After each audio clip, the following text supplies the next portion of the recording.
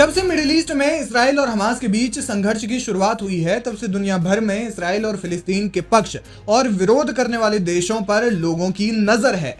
इस जंग के शुरू होने के बाद से भारत के बारे में लोगों का मानना है कि भारत का झुकाव इसराइल की ओर थोड़ा ज्यादा रहा है। युद्ध के दौरान कई बार इसराइली पीएम बेंजामिन नेतन्याहू और भारत के प्रधानमंत्री नरेंद्र मोदी की फोन पर बात भी हो चुकी है, लेकिन अब भारत ने इस राय को एक तरह से बदल दिया है। जी हाँ, भारत ने यूनाइटेड नेशंस जनरल असेंबली यानी यूएनजीए में इसराइल के खिलाफ 2 प्रस्तावों पर मतदान किया है। भारत ने मिडिल ईस्ट और पश्चिमी एशिया के मुद्दे पर यूएन में 2 प्रस्तावों पर मतदान किया। ये दोनों प्रस्ताव इसराइल के विरोध में थे, इसलिए जानेंगे कि भारत ने किन प्रस्तावों पर इसराइल का विरोध किया। सबसे पहले भारत ने सेनेगल प्रस्ताव का समर्थन किया है। इस प्रस्ताव में अपील की गई है कि इसराइल को 1967 से लेकर अब तक पूर्वी यरूशलेम समेत अन्य कब्जाए गए क्षेत्रों से वापस चले जाना चाहिए। इसके अलावा मिडिल ईस्ट में न्याय और शांति बहाली का आह्वान किया गया है। इस प्रस्ताव में यह साफ तौर पर कहा गया है कि गजा पट्टी फिलिस्तीन का एक अभिन्न अंग है, जिसके तहत दोनों 1967 से पूर्व की सीमाओं के आधार पर मान्यता प्राप्त सीमाओं के भीतर शांति एवं सुरक्षा के साथ एक साथ रहेंगे।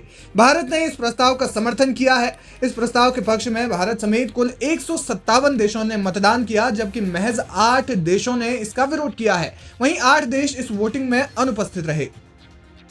माना जा रहा है कि इसराइल के इस व्यापक विरोध के कारण इसराइली सदर बेंजामिन नेतन्याहू पर दबाव बन सकता है। यूएन में लाए गए इस प्रस्ताव में गजा पट्टी में जनसंख्या के आधार पर क्षेत्रीय परिवर्तन के किसी भी प्रयास को अस्वीकार कर दिया गया है, जिसमें गजा पट्टी को सीमित करने वाली कोई कार्रवाई शामिल है। वहीं आपको बता दें कि इसके अलावा भारत ने एक और प्रस्ताव पर इसराइल का विरोध किया है, जिसमें यहूदी मुल्क के गोलान हाइट्स से पीछे हटने को लेकर प्रस्ताव लाया गया था।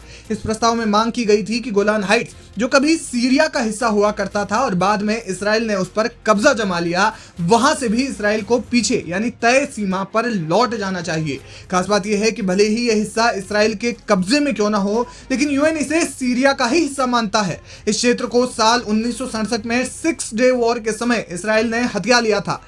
इस प्रस्ताव के पक्ष में 97 देशों ने मतदान किया था और वहीं 8 देशों ने इसका विरोध किया। इस प्रस्ताव पर 64 देशों ने वोटिंग नहीं की, जिसमें कुछ बड़े देश मसलन अमेरिका, ऑस्ट्रेलिया, ब्रिटेन और कनाडा जैसे देश शामिल हैं।